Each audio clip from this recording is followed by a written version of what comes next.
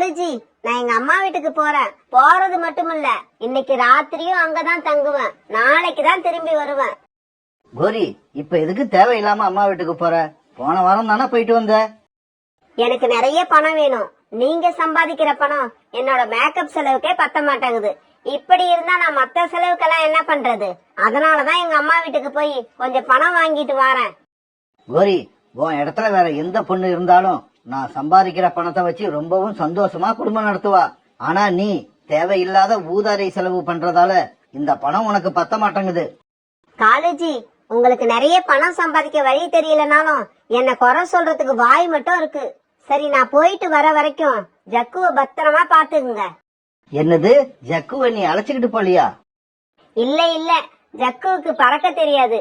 இங்க இருந்து எங்க அம்மா வீடு வரைக்கும் என்னால இவனை தூக்கிட்டு போகவும் முடியாது.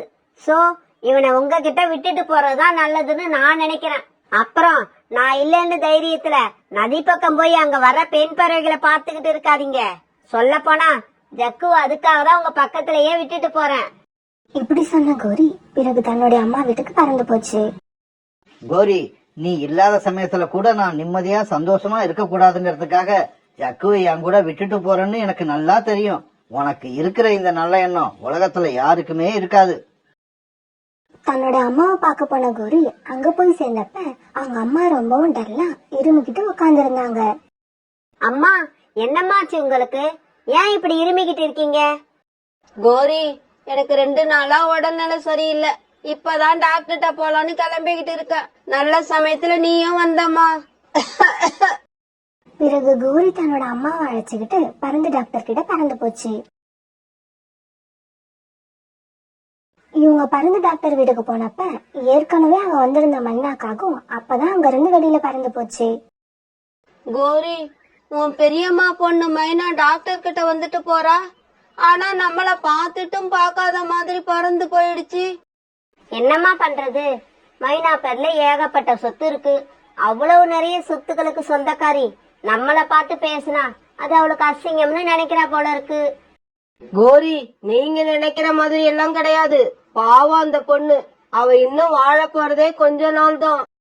என்ன டாக்டர் சொல்றீங்க?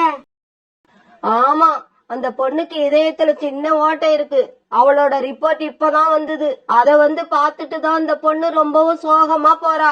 பாவம், சின்ன வயசு, இன்னும் கல்யாணம் கூட ஆகல. பிறகு இத பத்தி கொஞ்ச நேரம் டாக்டர் கிட்ட பேசிட்டு இருந்த ஊருக்காகும். பிறகு அவங்க அம்மாவை டாக்டர் கிட்ட காமிச்சிட்டு வீட்டுக்கு அழைச்சிட்டு போச்சு. கோரி, நான் அப்பவே உன்னை கேட்கணும்னு நினைச்சேன். ஆமா, ஜக்குவை ஏன் அழைச்சுக்கிட்டு வரல? அம்மா, அவனை அவங்க அப்பா கிட்ட விட்டுட்டு வந்திருக்க. இன்னைக்கு அவருக்கு லீவு. அவரை தனியா விட்டுட்டு வந்தா என் மனசு நிம்மதியா இருக்காது.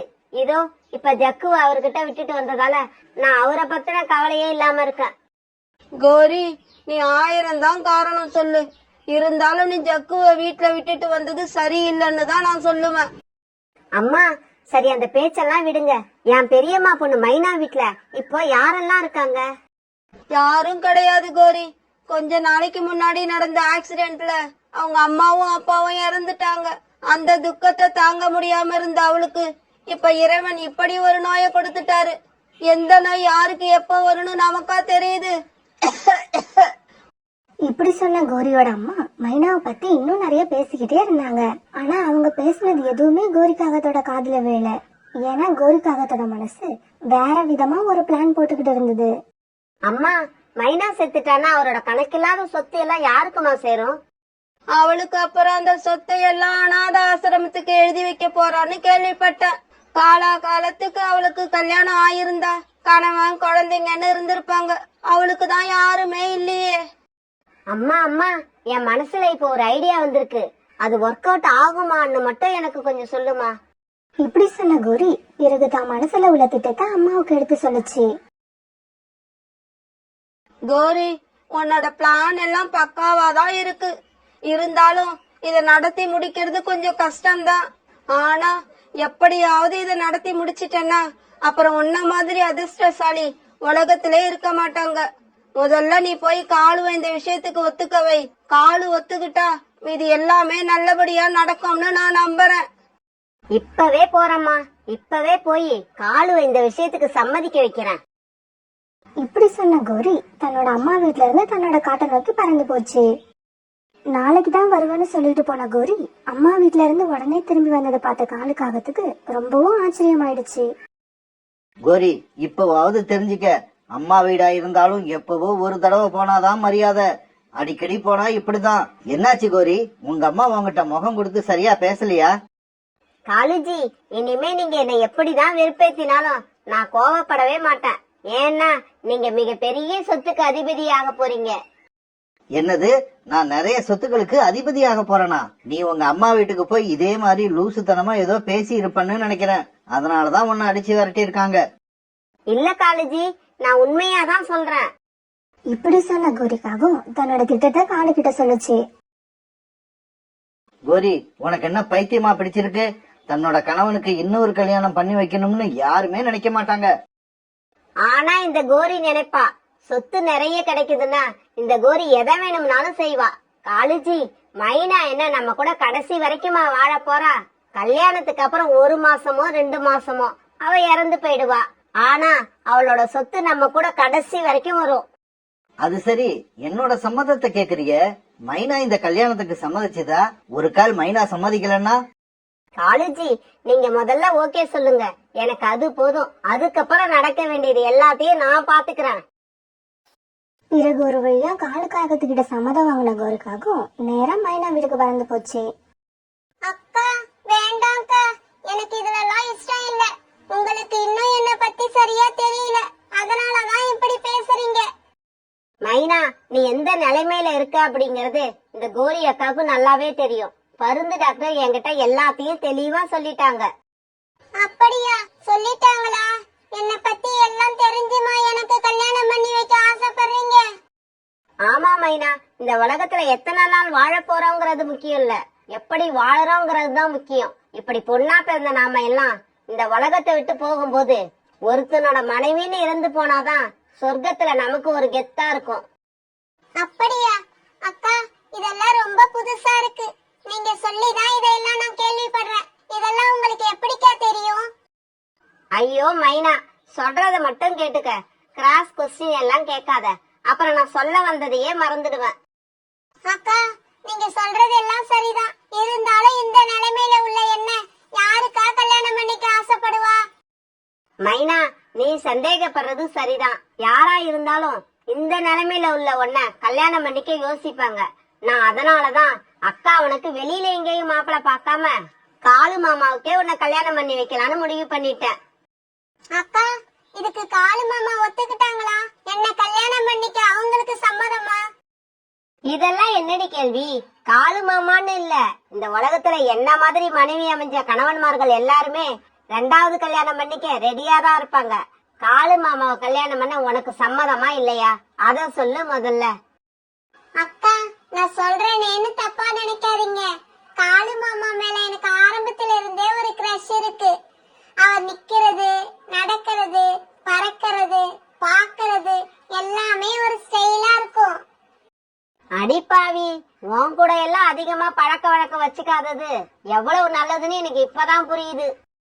கோரி அக்கா, எதை பத்தியோ யோசிச்சுட்டே இருக்கீங்க. எனக்கும் காளு மாமாவுக்கும் எப்ப கல்யாணம்?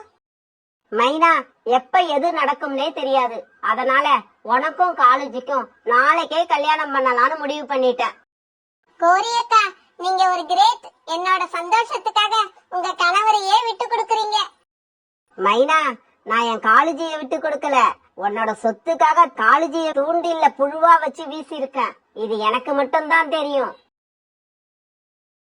மறுநாள் பொழுது விடிஞ்சிச்சு. பிறகு கௌரி தான் ஆசைப்பட்ட மாதிரி மறுநாளே காலுக்காகத்துக்கும் மைனாவுக்கும் கல்யாணம் செஞ்சு வச்சது.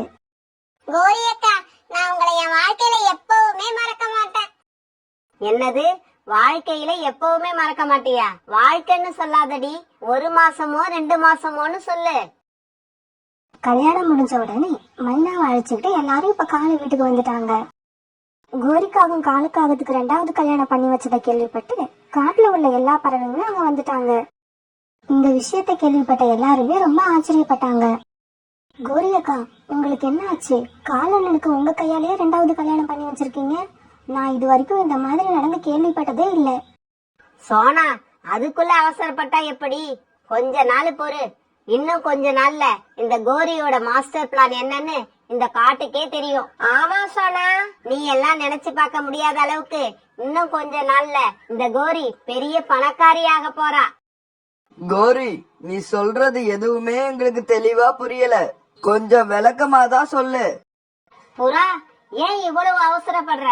கோரி எப்படி பணக்காரியா ஆக போறான்னு தெரிஞ்சுக்க ரொம்ப ஆவலா இருக்கா?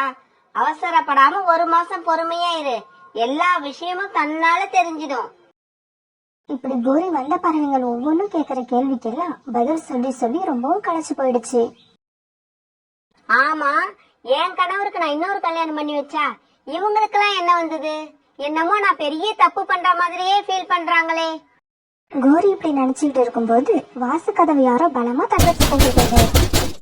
இப்படி நினைச்ச கோரி கதவை திறந்து விட பருந்து டாக்டர் உள்ள வந்தாங்க. அத பார்த்து எல்லாருமே ஆச்சரியப்பட்டாங்க. டாக்டர், நீங்க எங்க இப்படி? கோரி, ஒரு நிமிஷம் இரு. நான் மைனா கிட்ட ஒரு முக்கியமான விஷயம் பேசணும். மைனா, உனக்கு ஒரு சந்தோஷமான செய்திமா.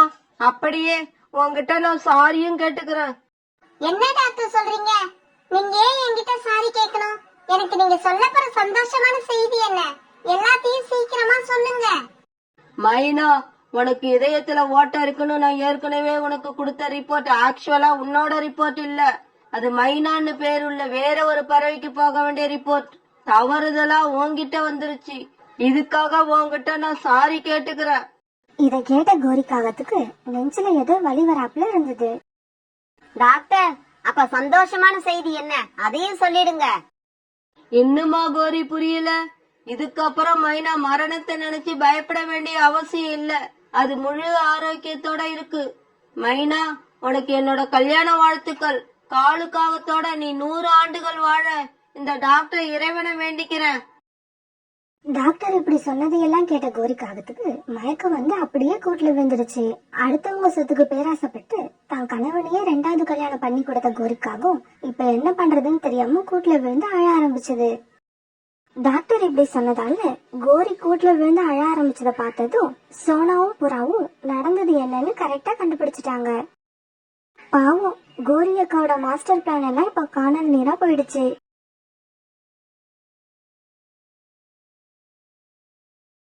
கோரி, வேலை வேலைக்கு சாப்பிடு. அப்புறம் தினமும் மாத்திரை எடுத்துக்க மறந்துடாத. உன் உடம்பு ரொம்ப வீக்கா இருக்குன்னு டாக்டர் சொன்னது உனக்கு ஞாபகம் இருக்கும்னு நினைக்கிறேன். அதனால பத்திரமா இரு. நாங்க 1 வாரத்துக்குள்ள திரும்பி வந்துருவோம். என்னது, திரும்பி வர்றதுக்கு 1 வாரம் ஆகுமா? எங்க போறீங்க நீங்க 2 பேரும்? என்ன கோரி இப்படி கேக்குற? மைனாவோ சின்ன பொண்ணு, இப்பதான் மேரேஜ் ஆயிருக்கு. அதனாலதான் 1 வாரம் டூர் போகலாம்னு கிளம்பி இருக்கோம். அக்கா, எங்களை ஆசீர்வாதம் பண்ணி அனுப்புங்க அக்கா. நான் இப்பவும் அததான் சொல்றேன். நீங்க செஞ்ச காரியத்தை வேற யாருமே பண்ண மாட்டாங்க. நீங்க சாதா